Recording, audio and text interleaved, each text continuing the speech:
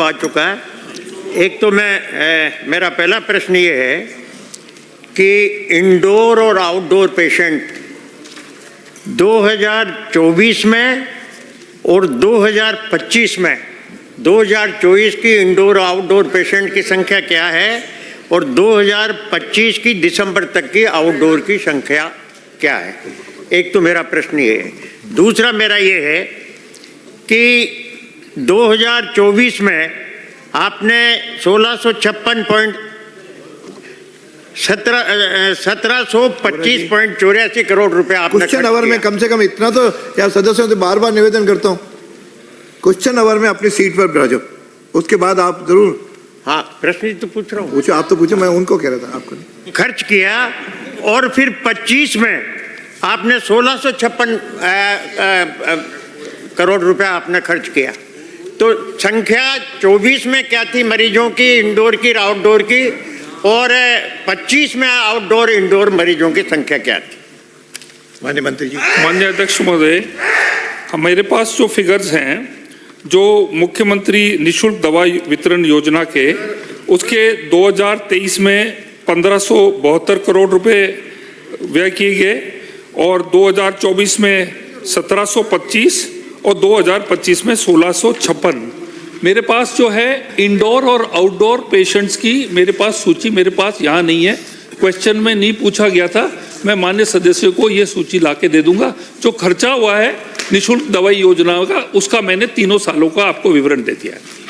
Question में पूछने का नहीं सर, इसमें तो मरीज जब बढ़े तो उसके बावजूद भी फिर ये अमाउंट कम क्यों हुआ? तो इसलिए मरीजों की संख्या इस रिलेवेंसी में है कि मरीजों की संख्या आउटडोर और इंडोर की क्या थी, उस हिसाब से ये होना था। और इसके साथ मेरा दूसरा प्रश्न ये है कि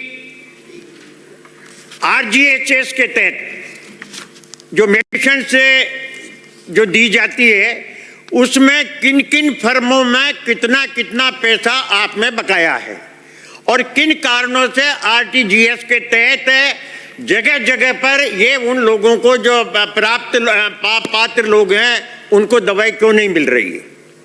माननीय अध्यक्ष महोदय, मेरे पास माननीय अध्यक्ष से जब सवाल पहले पूछा था, 2023-24 के अंदर 19.71 करोड़ लोगों का जो आपका ओपीडी हुआ था, 24-25 में 19.95 करोड़ रुपया हुआ था ओपीडी, इतने लोग आए थे, और 25-26 में 15.73 करोड़ आए हैं। और अभी दिसंबर तक के ये फिगर्स हैं, मार्च तक हमारे पास अभी आगे 3 महीने के फिगर्स और आने हैं। तो डाउनफॉल नहीं हुआ है। खर्चा जो हुआ है दवाइयों के अंदर, वो भी मैंने बताया, वो बढ़ा ही है, कम नहीं हुआ है।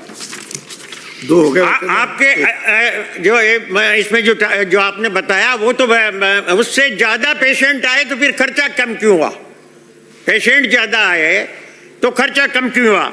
तीसरा मेरा ये है सर, दो हो गए आपके हाँ कि इन फ्री मेडिसिन्स में जो कफ सिरप का मामला उठ करके आया, तो उस कफ सिरप के मामले में आपने क्या क्या जांच कराई और किन किन लोगों को दोषी पाया?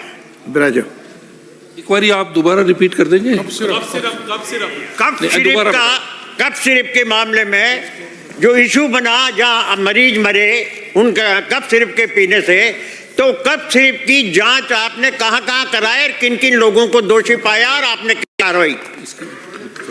माननीय अध्यक्ष महोदय, जो ये माननीय सदस्य जो पूछ रहे हैं, जो इन्होंने जो पूरा प्रश्न पूछा है 4 भाग में, उसके अंदर इसके बारे में इन्होंने जानकारी मांगी नहीं है। ये प्रश्न का नहीं है, ये प्रश्न के अंदर है ही नहीं, प्रश्न के दायरे के अंदर नहीं है। तो प्रश्न तो अलग से आओ, प्रश्न में नहीं है तो माननीय सदस्य अलग से आओ।